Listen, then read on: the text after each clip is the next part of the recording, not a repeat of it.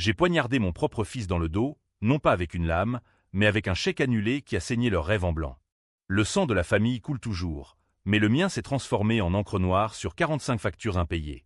Et si je vous disais que c'était justice, pas vengeance? Que j'ai sauvé Paris d'un mensonge qui puait la pourriture bourgeoise. C'était un mardi de printemps à Paris, sous un ciel gris comme les toits de Montmartre, que tout a commencé à se fissurer. J'ai 55 ans, Élise Moreau, veuve d'un architecte qui a bâti des ponts sur la Seine avant de s'effondrer sous un infarctus à 48 ans. J'ai élevé mon fils unique, Julien, dans l'ombre de la Tour Eiffel, entre les odeurs de baguettes chaudes et les murmures des cafés du Marais. Il a 28 ans maintenant, un golden boy de la finance, avec des costumes sur mesure et un sourire qui vend des illusions aux investisseurs de la bourse. Moi, j'ai repris l'agence immobilière de mon mari, transformant des appentis en loft pour les bobos de Belleville. J'ai grimpé les échelons à la force des ongles, négociant des baux comme on tire des balles dans un duel. Le mariage de Julien avec Sophie, cette poupée blonde aux yeux verts héritée d'une lignée normande, était censé être le couronnement de ma vie. 90 000 €. J'ai tout déboursé, la robe de soie chez Dior, les fleurs de chez Le Nôtre, le traiteur qui promettait des escargots au beurre persillé dignes d'un palais. J'ai vendu 2 propriétés pour ça, des studios que j'avais gardés comme des talismans. « Maman, c'est ton cadeau », m'avait-il dit, les yeux brillants, en m'embrassant sur les 2 joues. Sophie avait ri, un rire cristallin comme le champagne Dom Pérignon que j'avais commandé en caisse. J'ai payé les 45 prestataires un à un, le photographe de la rue de Rivoli, le coiffeur de l'avenue Montaigne, le DJ qui mixait du Daft Punk avec du Piaf pour une soirée fusion française. Chaque virement était une prière, un espoir que mon fils, ce garçon que j'avais porté seul après la mort de son père, trouve enfin son ancre. Mais les secrets, à Paris, rampent comme les rats dans le métro. Julien n'était pas le fils parfait que j'imaginais. Il y avait eu des murmures, des ragots filtrant des bars enfumés de Pigalle. Une affaire, disait-il, avec une collègue de bureau, une rousse ambitieuse nommée Camille. J'avais balayé ça d'un revers de main. Les hommes sont des idiots, mais Julien est à moi. Sophie, elle, était lisse comme une perle, issue d'une famille de notaires de Rouen, avec des ancêtres qui avaient signé la Déclaration des droits de l'homme. Ou du moins, c'est ce qu'elle prétendait. J'ai payé pour leur lune de miel aux Maldives 15 000 € de plus, parce que la mer indienne efface les péchés, avait-elle susurré lors d'un thé chez La Durée. Les préparatifs étaient un tourbillon. J'ai passé des nuits blanches à coordonner les 45 paiements, mon ordinateur portable allumé jusqu'au lever du soleil sur les quais de la Seine. Le fleuriste, un vieux breton nommé Henri, m'avait serré la main en disant « Madame Moreau, ce mariage sera légendaire ». Le traiteur, une femme au chignon serré, avait promis un menu qui ferait pleurer les critiques du Figaro. J'ai même engagé un orchestre de chambre pour jouer du Debussy sous les lumières tamisées de la salle des fêtes de l'hôtel de ville du 7e arrondissement. 90 000 €. Chaque euro était une brique dans le mur que je construisais pour les protéger du monde cruel qui m'avait déjà broyé. Pourtant, sous la surface, les fissures grandissaient. Julien rentrait tard, des parfums étrangers sur son col. Sophie, elle, évitait mes regards, ses yeux verts fuyants comme des feuilles mortes dans le vent d'automne. J'ai surpris une conversation un soir, dans la cuisine de mon appartement haussmannien du 16e. « Elle doit savoir pour Camille », avait chuchoté Sophie. Julien avait ri, un rire amer. « Maman paie, on s'en fout. Après le mariage, on la mettra en maison de retraite. » Mon cœur s'est arrêté. Maison de retraite? Moi, qui avais vendu mon âme pour leurs alliances en or massif. J'ai fait semblant, continuant les virements comme si de rien n'était. Le dernier, pour le photographe, est parti à 3 heures du matin, après une bouteille de Bordeaux que j'ai descendue seul. Pour l'éternité, avait-il écrit dans son mail de confirmation. L'éternité. Quel mensonge! Le jour du mariage approchait, et Paris s'habillait de blanc pour eux. Les rues du Marais bruissaient de rumeurs. Un scandale financier chez Julien, des comptes truqués pour impressionner les beaux-pères potentiels de Sophie. J'ai fouillé, tard la nuit, dans ces papiers laissés traînant. Des relevés bancaires montrant des retraits suspects, des transferts vers un compte offshore aux Bahamas. 200 000 € volatilisés. Et mon nom, Élise Moreau, co-signataire sur certains prêts. Il m'avait fait endosser ça, gager mes propriétés pour couvrir ses dettes de jeux PNB. Profondes, comme un couteau dans les reins. J'ai confronté Sophie en privé, lors d'un essayage de robe chez un atelier de la place Vendôme. « C'est pour le bien de Julien », m'a-t-elle dit, les larmes aux yeux. « Ton fils a besoin de cette façade. » Façade. Le mot a claqué comme un fouet. Elle savait pour Camille, et pire, c'était elle qui avait poussé Julien à me faire porter le chapeau. Une alliance secrète, forgée dans les cocktails du Faubourg Saint-Honoré, pour m'évincer, me ruiner, et s'envoler avec l'héritage que j'avais amassé goutte à goutte. Mais je n'ai rien dit. J'ai souri, payé la facture de 2000 € pour les retouches, et rentré chez moi pour pleurer sur les photos de Julien bébé, dans les bras de son père défunt. La nuit, je rêvais de la guillotine, cette relique de la Révolution qui hantait encore les esprits parisiens. Vengeance? Non, justice. Poétique, française, implacable. Les invités arrivaient, des oncles de province, des collègues snobs de la finance, même un cousin éloigné qui avait fait la une pour un divorce sordide. La cérémonie à Notre-Dame. Oui, avant l'incendie, dans les jours où les vitraux brillaient encore comme des promesses, était un spectacle. Julien en queue de pie, Sophie radieuse en blanc ivoire. J'étais là, en tailleur Chanel, un sourire plaqué, les mains tremblantes sur mon bouquet de lys. C'est après la messe, lors du vin d'honneur sous les marronniers du jardin des Tuileries, que le couperet est tombé. Sophie m'a prise à part, près de la fontaine Médicis. « Élise, tu comprends, n'est-ce pas? On ne peut plus te laisser interférer. » Ces mots étaient doux, empoisonnés comme un absinthe mal dosé. Julien est arrivé, flanqué de son témoin, un avocat véreux aux lunettes cerclées d'or. « Maman, c'est fini. On a tout. Tes dettes, tes propriétés, c'est à nous maintenant. Signe ça, et disparaît. » Le papier qu'il m'a tendu était un acte de donation rétroactif, me dépouillant de tout, l'agence, l'appartement, même les bijoux de ma mère. En échange, une allocation mensuelle de 500 €, assez pour un studio en banlieue. Banni. De mon propre sang. Les invités riaient au loin, ignorant que la mariée venait de m'égorger. J'ai signé, les doigts engourdis. Pas par faiblesse, mais par calcul. Félicitations, ai-je murmuré, et je me suis éclipsé, traversant la Seine comme un fantôme. Dans le métro, bondé de touristes émerveillés, j'ai ouvert mon téléphone. Les 45 paiements. Tous tracés, tous réversibles dans les 48 heures suivant la transaction, clause que j'avais insisté pour inclure, par paranoïa d'une vie de négociatrice. Le premier appel, au fleuriste Henri. Annulez tout. Litige familial. Sa voix chevrotante. Mais madame, les roses sont déjà cueillies.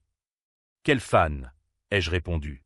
Puis le traiteur, le DJ, le photographe. Un par un, comme un rosaire de rancune.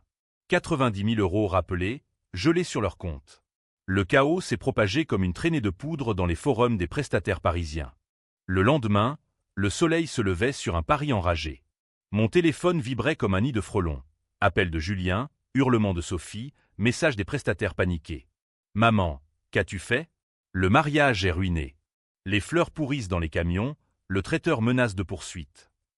Julien, la voix brisée, mais je sentais la fureur dessous, celle du prédateur démasqué. J'étais déjà loin, dans un hôtel miteux de la Goutte d'Or, quartier où les immigrés d'Afrique du Nord vendent des tagines qui sentent la maison. 80 € la nuit, payé en liquide. Pas de traces. J'ai commandé un café noir, amer comme ma vie, et ouvert mon ordinateur. Les news en ligne explosaient. Scandale nuptial au cœur de Paris, une mère bannie annule 90 000 € de paiement. Le Figaro titrait en gras, avec une photo floue de la mairie volée par un paparazzi. Les réseaux sociaux, ces égouts numériques, bouillonnaient. Mariage ruine, trahison familiale. Des tweetos prenaient mon parti, enfin une femme qui se rebelle contre les ingrats. D'autres me lapidaient. Monstre! Elle a saboté le bonheur de son fils. Sophie, cette vipère, avait déjà contre-attaqué. Son post Instagram, effacé depuis, mais screenshoté 1000 fois. Ma belle-mère nous a trahis. Priez pour nous. Avec un emoji de cœur brisé. Les commentaires pleuvaient. Des copines de fac, des influenceuses du 8e arrondissement, toutes unies dans l'indignation vertueuse. Julien, lui, jouait la victime sur LinkedIn, leçon d'un mariage avorté. La famille, c'est sacré. Sacré? Le mot me fit vomir. Il avait sacrifié sa mère sur l'autel de ses dettes. Mais il y avait plus sombre. Dans les plis de cette trahison, un secret que j'avais déterré la nuit précédente, fouillant les archives bancaires que j'avais piratées. Oui, j'ai mes contacts, un hacker freelance de Belleville qui doit des faveurs. Camille, la rousse, n'était pas une simple maîtresse. Elle était enceinte. 6 mois. Et Julien savait. Pire, Sophie savait aussi. C'était un pacte à 3, un triangle maudit où j'étais le bouc émissaire. Ils avaient planifié de me faire endosser non seulement les dettes, mais un faux témoignage pour une fraude immobilière. Mon nom sur des baux fictifs, des appartements loués à des sociétés écrans. Si l'affaire éclatait, c'est moi qui irais en tôle à Fleury-Mérogis, pas eux. J'ai ri, un rire sec, dans la chambre aux murs jaunis. Justice française, lente, tatillonne, mais impitoyable quand on s'est appuyé sur les bons leviers. J'ai contacté mon avocat, un vieux renard du palais de justice, maître Lefebvre, qui avait défendu mon mari contre des promoteurs véreux. Élise, c'est du lourd. On peut l'écouler. Mais non, pas encore. La vengeance doit mijoter, comme un coq au vin sur feu doux. Les jours suivants furent un balai de mensonges. Julien m'appelait, suppliant « Reviens, maman. On réglera ça en famille. » Famille, j'ai enregistré chaque appel, chaque SMS. Preuve. Sophie, plus rusée, envoyait des fleurs, des lys flétris, ironie du sort avec une carte. Pardon. Laisse-nous une chance. Chance. J'ai brûlé les pétales dans l'évier, les cendres versées dans la Seine depuis le pont des Arts. Paris, ma ville, se divisait.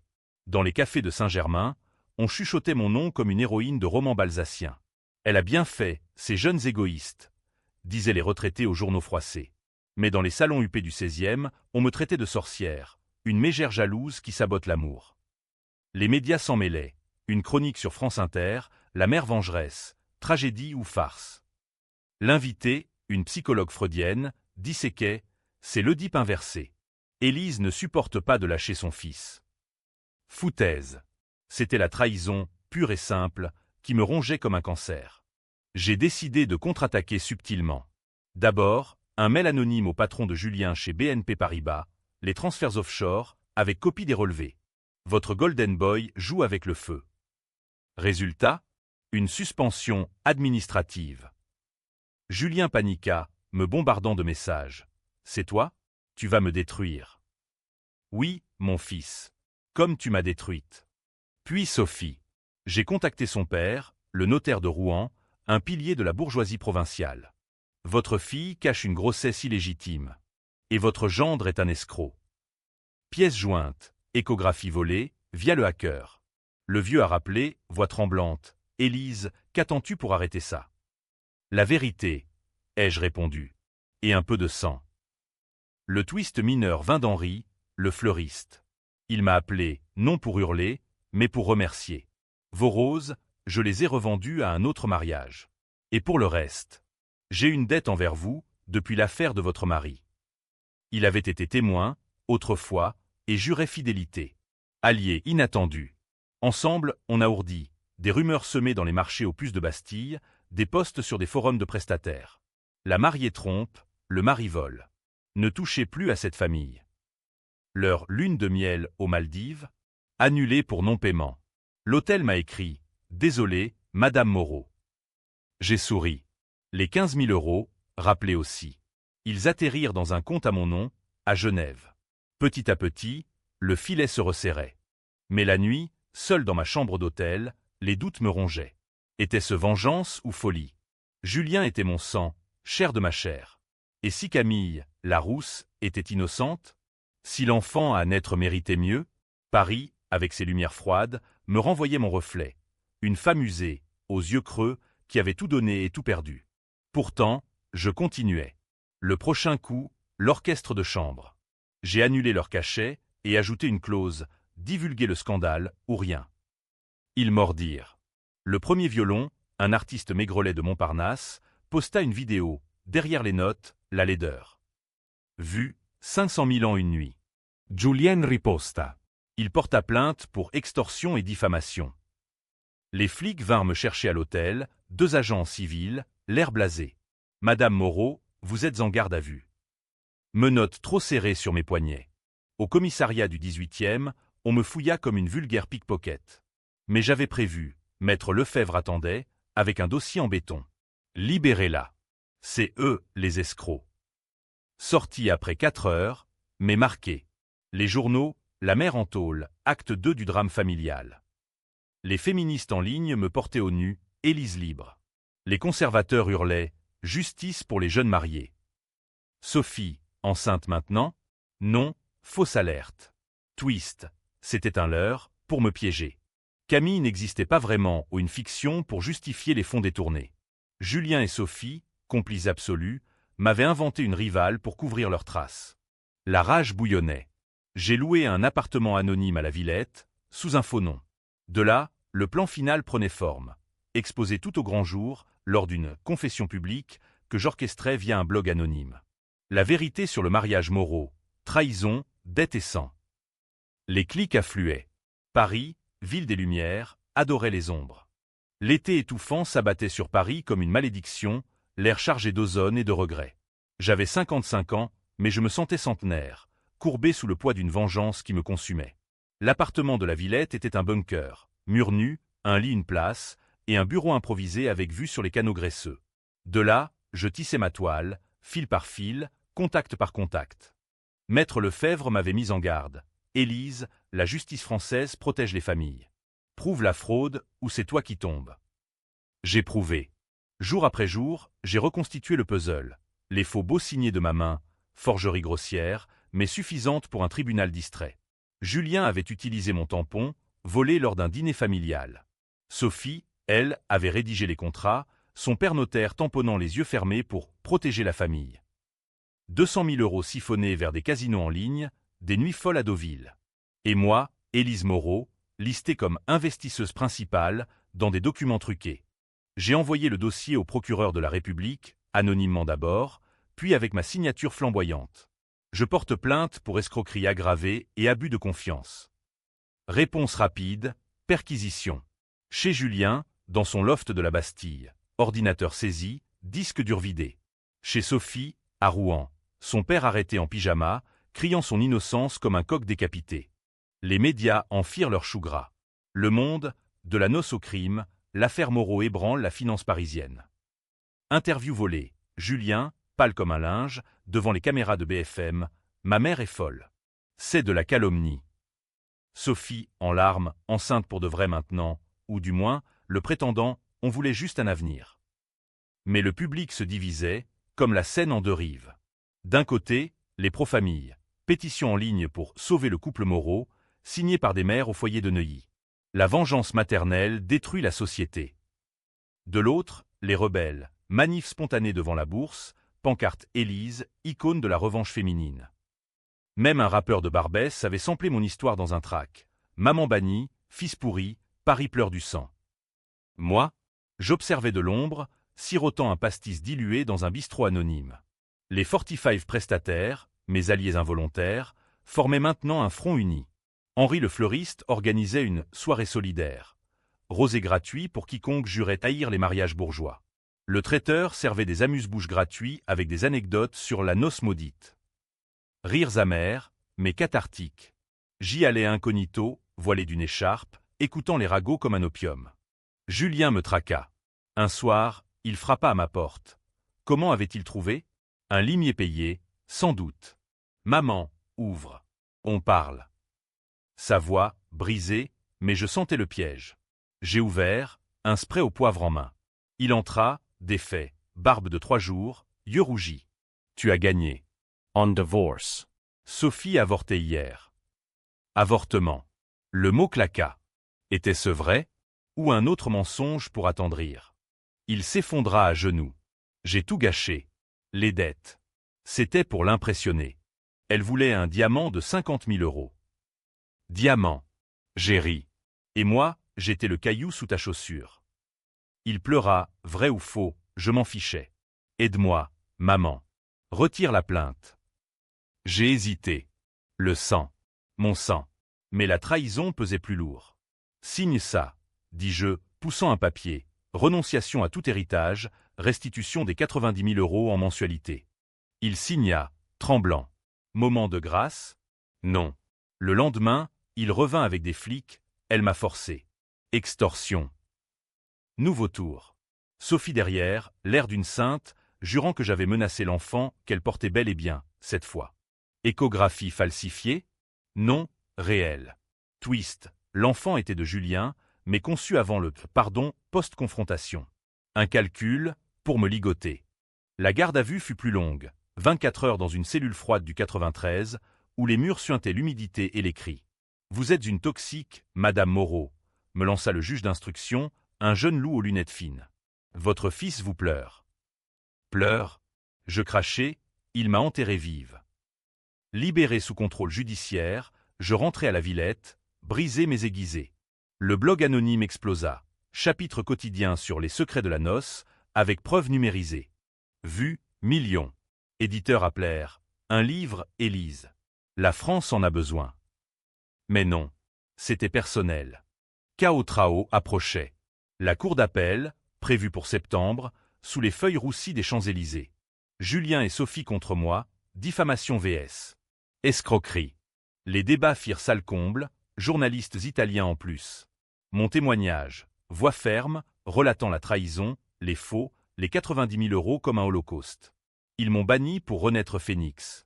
Mais le phénix, c'est moi. Julien, en boxe, fondit en larmes, « Maman, je t'aime ». Théâtre. Sophie, main sur ventre, pensée à l'enfant. Chantage émotionnel, pur style français. Le verdict? Ajournement. Preuve supplémentaire requise. Tension maximale. Paris retenait son souffle. Automne à Paris. Pluie fine, feuilles mortes glissant sur les pavés comme des regrets. Le procès ajourné m'avait donné du répit, mais la vengeance bouillonnait, prête à déborder. J'avais 55 ans, Élise Moreau, transformée en spectre de moi-même. Cheveux blanchis par le stress, yeux cernés comme les quais de la Seine la nuit. L'appartement de la Villette puait le moisi, mais c'était mon fort, mon repère où je complotais avec Maître Lefebvre via des appels cryptés. Les 45 prestataires étaient devenus ma cour, un syndicat informel, les sabotés de la noce, réunis dans le bistrot d'Henri près de la place de la Bastille. Là, autour de table en formica, on ourdissait. Le DJ, un gamin tatoué nommé Lucas, proposa « Hackons leur lune de miel virtuelle ». Des photos truquées sur Insta. Non. Trop vulgaire. Moi, je visais l'âme. Exposer les mensonges au grand jour, lors d'une émission TV que j'avais pistonnée via un contact au CSA. France 2, soir de prime, l'affaire Moreau, en direct. Invités, Julien, Sophie, moi. Studio aux lumières crues, public trié sur le volet, moitié pro moi, moitié pro eux, pour le spectacle. L'animatrice, une blonde acérée nommée Claire Chazal-like, lança « Élise, avez-vous ruiné un mariage parraine ?» J'ai souri, calme. Non, Claire. J'ai sauvé une famille de sa propre pourriture. Flash. Soupir. Julien parla d'abord, voix chevrotante. Ma mère m'a toujours étouffé. Ce mariage, c'était ma liberté. Liberté? J'ai contre-attaqué. Liberté payée de mon sang. 90 000 € et des dettes que tu m'as collées comme une croix. Écran géant, relevé bancaire projeté, faux beau souligné en rouge. Public alerte. Sophie, pâle, main sur ventre. Et mon bébé? Vous voulez un orphelin. Orphelin. Le mot me transperça. Mais je tins, ton bébé mérite des parents honnêtes, pas des voleurs. Le twist du soir, appel en visio de Camille, la vraie, pas la fiction. Une rousse éplorée de 26 ans, ex-collègue, Julien m'a promis le mariage. Puis Sophie l'a acheté avec ses connexions. Acheté. Public explose. Julien blêmi, mensonge. Mais les mets, produits en live, le noix. Chaos. L'animatrice coupe, pub pour du fromage camembert. Ironie française. Rating, record. Affaire Moreau, trending mondial. Sophie, en coulisses, me cracha. Salope. Tu paieras pour cet avortement forcé. Avortement? Elle avait perdu l'enfant le matin même, stress du studio. Coupable? Moi? Le doute me rongeait, mais je l'écrasais. C'était leur semence viciée. Dehors, fans m'attendaient, femme d'un certain âge, poing serré. Élise, tu es notre voix. À terre aussi, assassin d'amour. Police dispersa. Je rentrai, ivre de l'adrénaline. Mais Julien lutta. Il lança une campagne. Sauvons Julien, GoFundMe pour victime de mère toxique. 50 000 € en 24 heures, de donateurs anonymes, dont son patron réintégré, après un pot de vin. Moi, je ripostais. Partenariat avec Henri pour un livre de recettes, fleurs fanées, recettes de vengeance, préface par moi. Best-seller instantané, 10 000 exemplaires. Argent reversé aux prestataires. Sophie, brisée, tenta le suicide, pilule, trouvée à temps par une voisine. Hôpital Cochin, titre, la mariée traquée se donne la mort. Média me crucifie, Élise, la veuve noire. Je visitais, incognito. Elle, tubulée, murmura. Pourquoi? On t'aimait. Aimait? Tu m'as banni pour un diamant. Elle pleura. C'était Julien. Il te haïssait depuis la mort de papa. Elle l'a tué par son stress, disait-il. Révélation. Le secret Chonju, Julien me blâmait pour l'infarctus de son père. Faux diagnostic, mais poison lent. Il avait comploté depuis des années, forgeant les dettes pour me ruiner, me faire payer mon crime. Rage pure. J'appelai le procureur, accélérai le procès. Décembre, sous neige. Haute cour, prétoire gothique du palais. Accusés, Julien et Sophie pour escroquerie, moi pour diffamation mineure. Témoignage, Henri, ému, Lucas, furieux. Même le père de Sophie, repentant, j'ai failli à mon devoir notarial. Julien, en défense, maman est parano. Tout est invention. Mais les preuves, irréfutables. Verdict imminent. Tension, électrique. Paris gelé attendait. Hiver mordant enveloppait Paris d'un manteau blanc, sale au bord comme mes illusions perdues. La haute cour, ce colosse de pierre au cœur du premier arrondissement, vibrait d'une foule contenue, journalistes, curieux, ex-alliés des Moreau. J'entrai, Élise Moreau, 55 ans et demi, en manteau noir, le cœur battant la chamade sous les dorures du prétoire. Maître Lefebvre me serra l'épaule. Aujourd'hui, justice poétique. Le juge, un barbu austère aux lunettes pince-nez, appela l'affaire Moreau contre Moreau et Leblanc. Ironie, un nom contre l'autre. Julien, amaigri, costume froissé, évitait mon regard. Sophie, voûtée, sans maquillage, serrait un mouchoir comme un talisman. Public, divisé, murmure comme un essaim. Procès, tourbillon. Poursuite rouvrir les plaies. Les 90 000 €, dont forcé, selon eux, investissement trahi, pour moi. Témoins défilèrent. Le banquier, suant, admettant les faux virements, l'avocat véreux de Julien, craquant sous pression, j'ai rédigé les donations sous contrainte. Contrainte, rires étouffés. Mon tour. Je montai à la barre, voix claire malgré la tempête intérieure. Messieurs, mesdames, j'ai payé pour un rêve. Ils m'ont volé ma vie.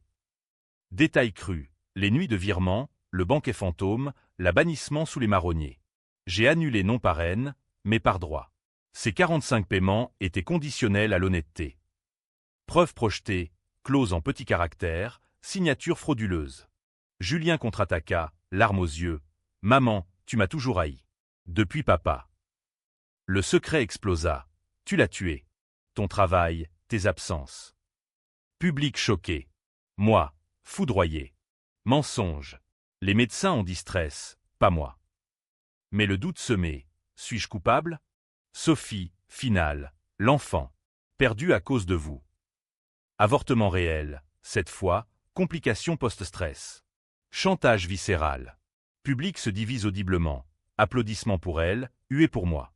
Délibéré, 2 heures d'enfer. Dehors, neige fondante, je fumais une gauloise illégale, entourée de fans et faux. Héroïne. Meurtrière. Verdict, le juge tonna. Julien et Sophie, coupables d'escroquerie, 5 ans avec sursis, restitution des 90 000 € plus intérêts, et dommage à moi, 50 000 €. Moi, absoute de diffamation, mais amende symbolique pour excès de zèle. Victoire? Amère. Twist final. En sortant, Julien m'attrapa le bras. Maman. Pardon. Sophie s'en va. L'enfant. On peut recommencer. Recommencer. Ses yeux. Sincères? Ou dernier piège? J'hésitais, le sang tirant. Puis, non. Tu m'as tué. Vis avec ça. Je partis, seul dans la neige, vers la Seine. Cathétuque, pas happy, pas tragique pur. Paris, indifférente, allumait ses lumières. J'achetai un croissant chez un boulanger de minuit, mordi dedans, goût de cendre et de sel. Vengeance achevée, mais le vide éternel. Les mois suivants, je repris l'agence, rebaptisée Phénix Immobilier. Les prestataires devinrent amis, dîner chez Henri, vin coulant. Julien, exilé à Lyon, job subalterne. Sophie, Rouen, seule avec ses fantômes. Et moi, écrivant ceci, sous un ciel étoilé rare, je me demande héros ou monstre. À vous, lecteurs, de juger. La France adore les débats. Fin. Fin de la partie 5, environ 1000 mots.